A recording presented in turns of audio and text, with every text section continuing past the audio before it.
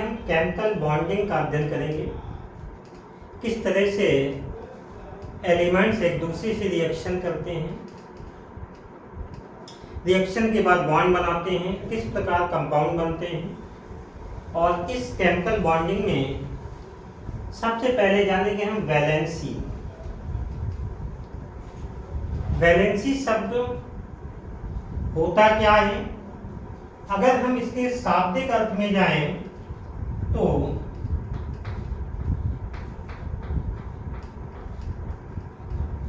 ये वैलेंसी शब्द, वैलेंसिया एक लैटिन वर्ड है, उसी से लिया गया है। वैलेंसिया, VALENTIA, वैलेंसिया ये एक लैटिन वर्ड है।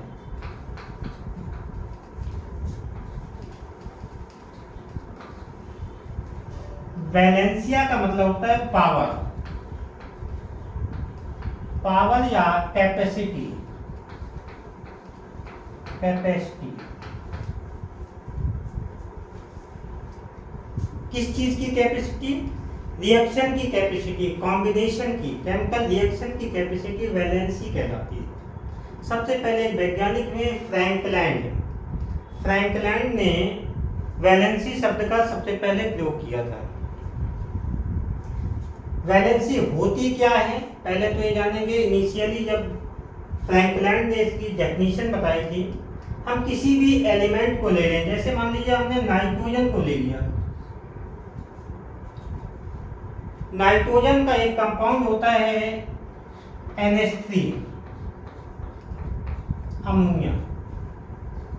इसी तरह से ऑक्सीजन को ले लें, ऑक्सीजन का सपोज दैट कंपाउंड बन रहा है H2O। पहले वाले में आए,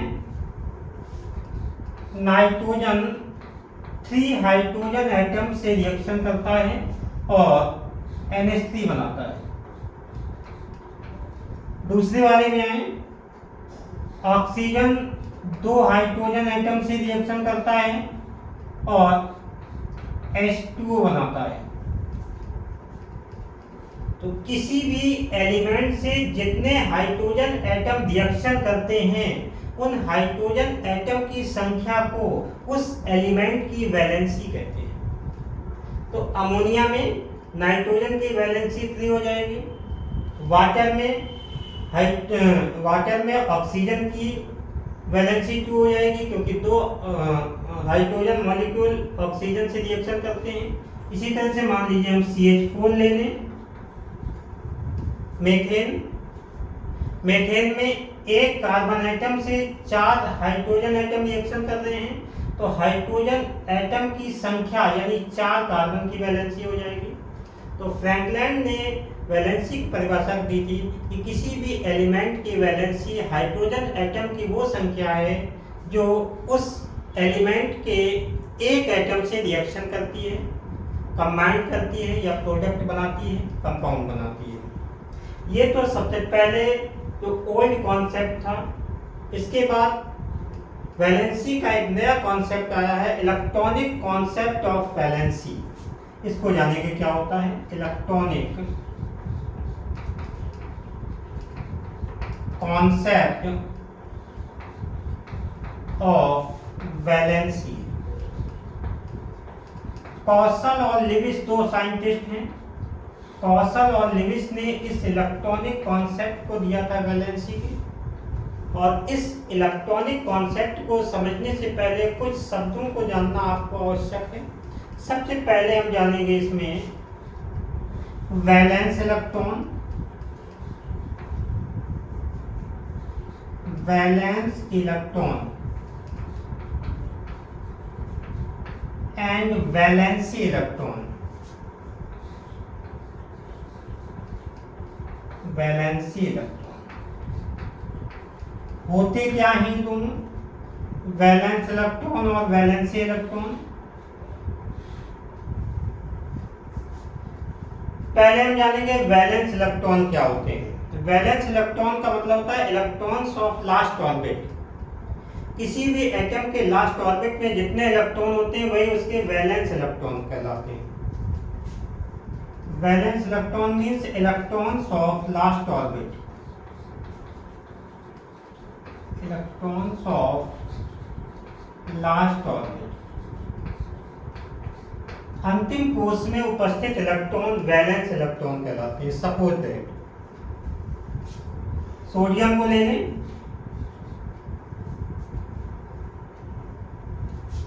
एटॉमिक नंबर इसका 11 होता है, बोरबरी के अनुसार इसका इलेक्ट्रॉनिक विन्यास हो जाएगा 281।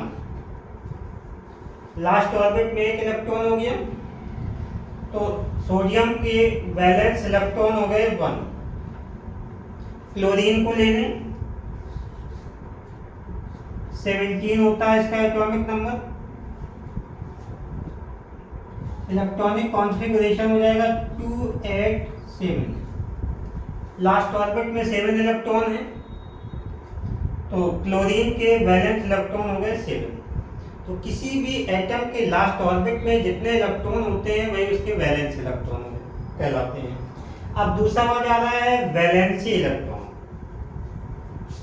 वैलेंसी इलेक्ट्रॉन का मतलब हुआ इलेक्ट्रॉन्स taking part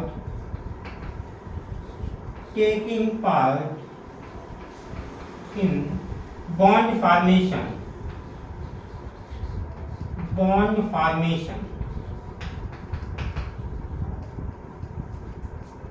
इलेक्ट्रॉन्स की वो संख्या जो बॉन्ड फॉर्मेशन में यानी केमिकल रिएक्शन में भाग लेती है वो वैलेंसी इलेक्ट्रॉन कहलाती है।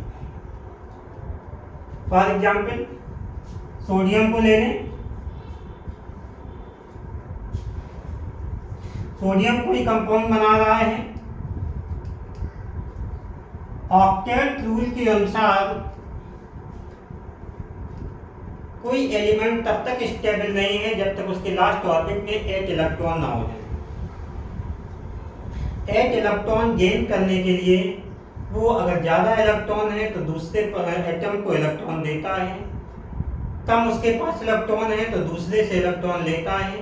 2 एटम ऐसे हैं जिनके पास इलेक्ट्रॉनों की कमी है तो इलेक्ट्रॉनों की शेयरिंग करते हैं, साझा करते हैं एक दूसरे से। यहाँ पर क्या होगा, सोडियम एक इलेक्ट्रॉन किसी दूसरे एटम को देता है, यानी बॉन्ड फॉर्मेशन में या केमिकल रिएक्शन में सोडियम का एक इलेक्ट्रॉन पार्टिसिपेट करता है, इसलिए सोडियम का वैलेंसी इलेक्ट्रॉन भी 1 हो जाएगा।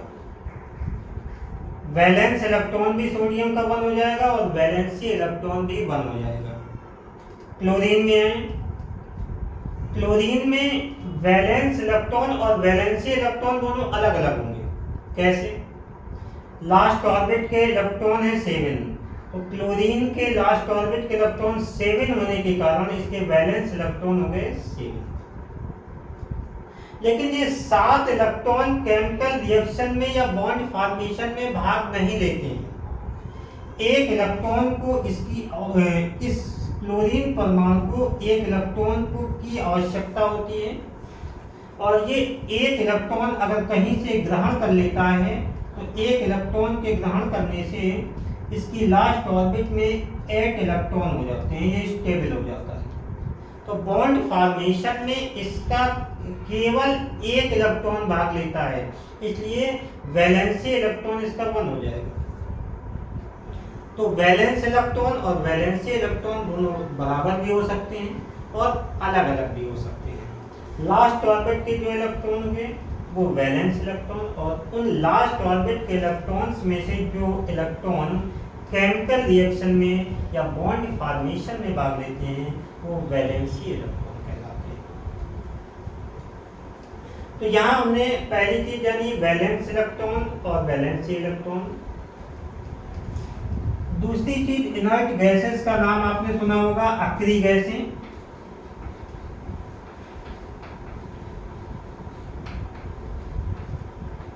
Helium, neon, argon, krypton, xenon, radon inert gases कहलाती हैं। इनर्ट क्यों कहते हैं? ये ऑलमोस्ट इनर्ट होती हैं, केमिकल रिएक्शन में नॉर्मली रिएक्शन नहीं करती। कारण क्या है? इनमें स्टेबल इलेक्ट्रॉनिक कॉन्फ़िगरेशन पाया जाता है H2P6। ये stable, most stable electronic configuration कहलाता है। इस बेस पे S में 2 इलेक्ट्रॉन, P में 6 इलेक्ट्रॉन, यानी 8 इलेक्ट्रॉन हो गए। लास्ट ऑर्बिट में इनर्ट गैसों के 8 इलेक्ट्रॉन होते हैं, इसलिए ये नॉर्मली रिएक्शन नहीं करती हैं और ऑलमोस्ट इनर्ट होती हैं। इनर्ट गैसेस के अतिरिक्त जितने भी एलिमेंट्स हैं उनके लास्ट ऑर्बिट में 8 इलेक्ट्रॉन नहीं होते हैं, इनका ऑक्टेट पूरा नहीं होता है। इस ऑक्टेट को पूरा करने के लिए एलिमेंट्स क्या करते हैं, दूसरे एलिमेंट से रिएक्शन करते हैं और तब तक रिएक्शन करते हैं जब तक इनमें भी स्टेबल इलेक्ट्रॉनिक कॉन्फ़िगरेशन यानी H2P6 नहीं हो जाता है। रिएक्शन किस तरह से करते हैं, method of combination. Method of combination के बेस पर method of combination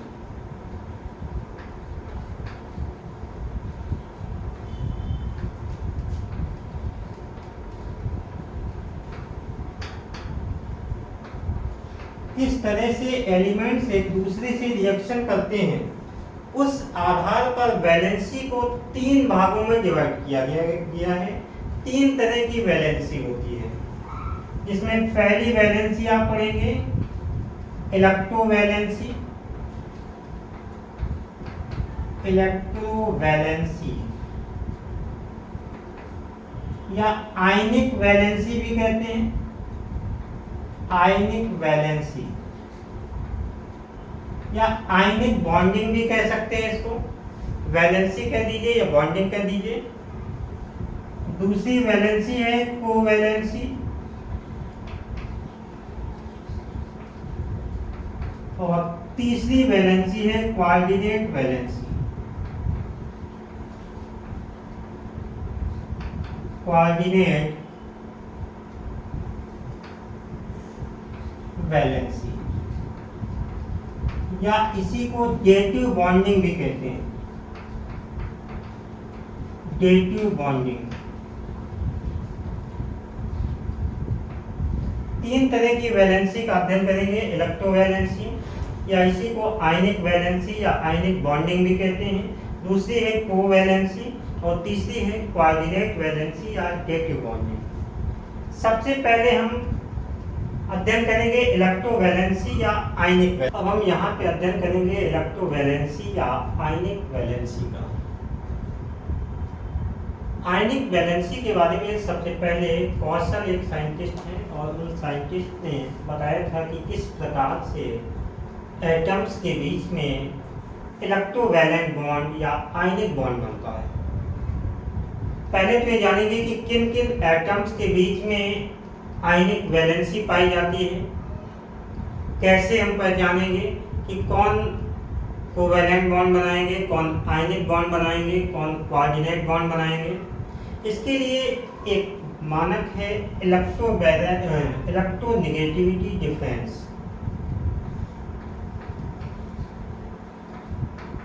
electronegativity difference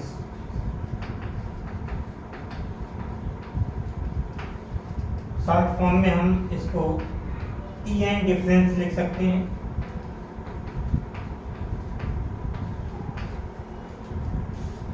अगर ये EN डिफरेंस इलेक्ट्रोनेगेटिविटी डिफरेंस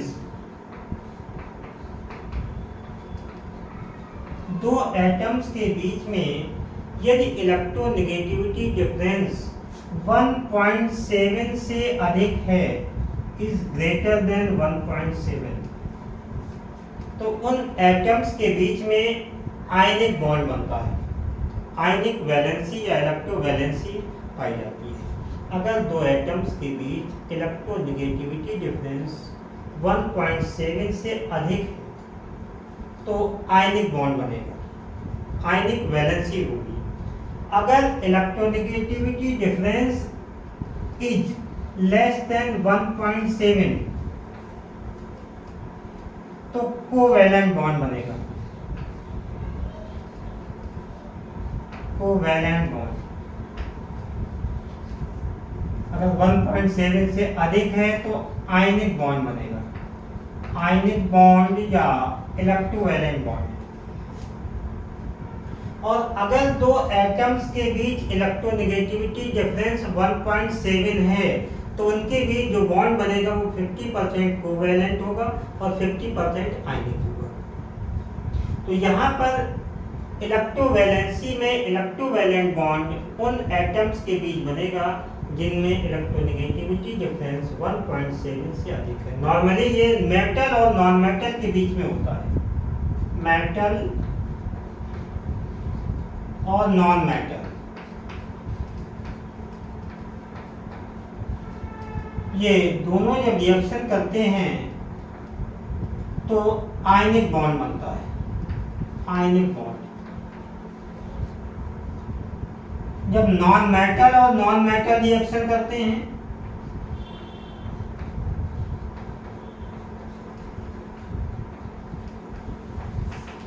तो इनके बीच कोवैलेंट बॉन्ड बनता है,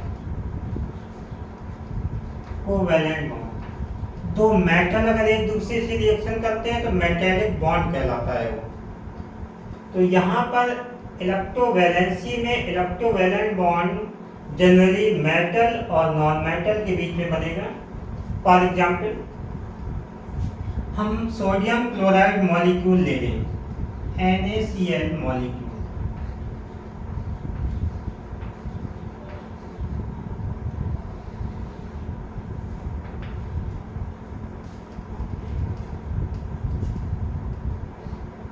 सोडियम को लें, इलेक्ट्रॉनिक कॉन्फ़िगरेशन अगर हम देखें तो सोडियम का होगा 281, 11 होता है इसका एटॉमिक नंबर, लास्ट ऑर्बिट में 1 इलेक्ट्रॉन। हमने मान लीजिए इस इलेक्ट्रॉन के इस तरह से क्रॉस से दिखा दिया।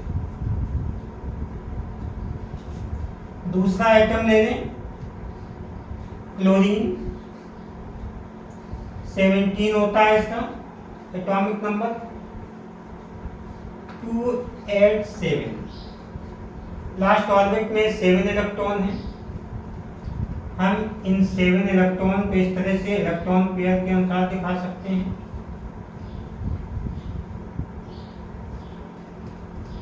ये 7। अगर हम इलेक्ट्रोनेगेटिविटी की बात करें, नॉर्मली सोडियम की इलेक्ट्रोनेगेटिविटी 0.9 होती है, 0.9। क्लोरीन की इलेक्ट्रोनेगेटिविटी लगभग 3 होती है। अगर हम इलेक्ट्रोनेगेटिविटी डिफरेंस निकालें तो 2.1 हो जाएगा। 3 में अगर 0.9 को घटा देंगे 2.1 आ रहा है इलेक्ट्रोनेगेटिविटी डिफरेंस। इसका मतलब 1.7 से अधिक है, 1.7 से अधिक है, इसलिए कैसा बॉन्ड बनेगा? आयनिक बॉन्ड बनेगा इनके बीच में। अब देखिए, स्टेबल इलेक्ट्रॉनिक कॉन्फ़िगरेशन गेन करना है दोनों को। इसकी लास्ट ऑर्बिट में 1 इलेक्ट्रॉन है, इसकी लास्ट ऑर्बिट में 7 इलेक्ट्रॉन है। अगर ये सोडियम अपने 1 इलेक्ट्रॉन को क्लोरीन एटम को दे दे,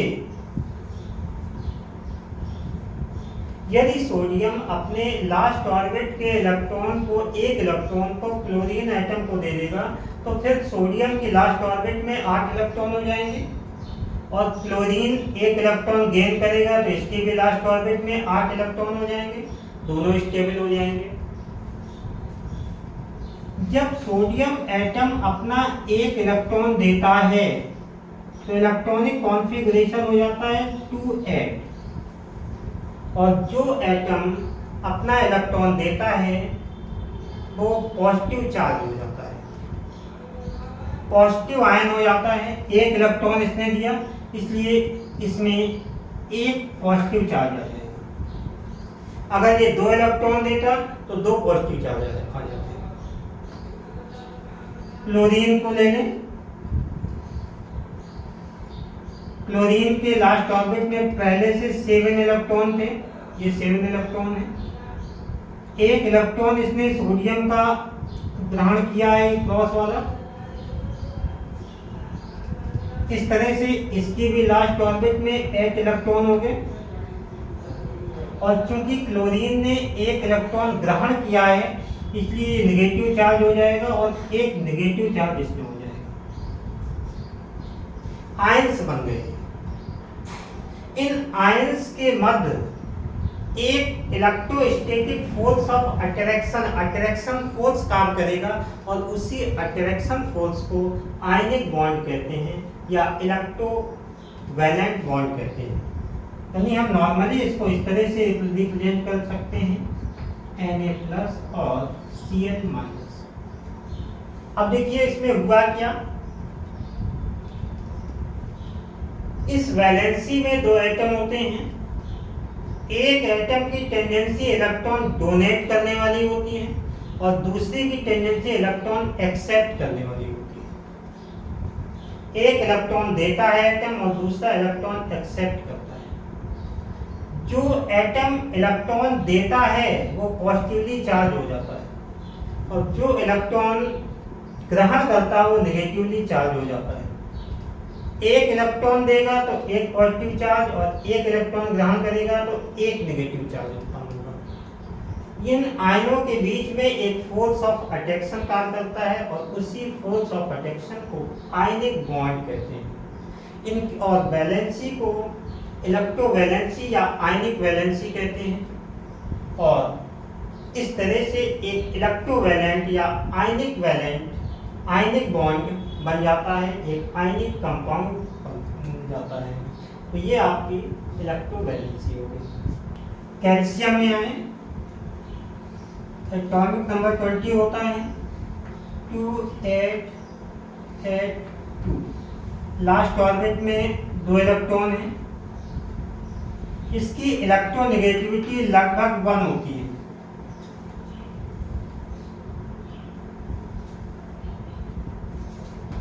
यहाँ पर 2 क्लोरीन एटम हैं।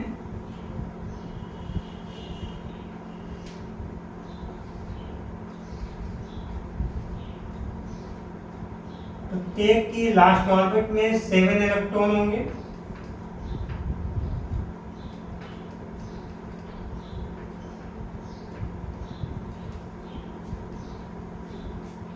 इनका इलेक्ट्रॉनिक कॉन्फ़िगरेशन 287 होगा दोनों का। स्टेबल इलेक्ट्रॉनिक कॉन्फ़िगरेशन के लिए ये 2 इलेक्ट्रॉन देगा। अगर इलेक्ट्रोनेगेटिविटी डिफरेंस देखें तो इलेक्ट्रोनेगेटिविटी क्लोरीन एटम की लगभग 3 होती है। दोनों एटम्स की इलेक्ट्रोनेगेटिविटी डिफरेंस लें तो ये आ जाएगी 2 के आसपास, यानी 1.7 से अधिक है। यानी इनके बीच जो बॉन्ड बनेगा वो इलेक्ट्रोवैलेंट बॉन्ड बनेगा। लास्ट ऑर्बिट में 8 इलेक्ट्रॉन गेन करना है। लास्ट ऑर्बिट में कैल्शियम एटम के 2 इलेक्ट्रॉन हैं। इन दोनों क्लोरीन एटम के पास एक इलेक्ट्रॉन की कमी है, तो एक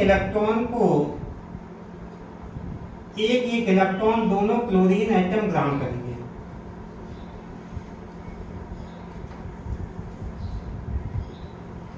क्योंकि कैल्शियम एटम ने 2 इलेक्ट्रॉन दिए, इसलिए इस पर 2 पॉजिटिव चार्ज आ जाएंगे, और प्रत्येक क्लोरीन एटम ने एक इलेक्ट्रॉन ग्रहण किया है, तो दोनों में एक नेगेटिव चार्ज आ जाएगा।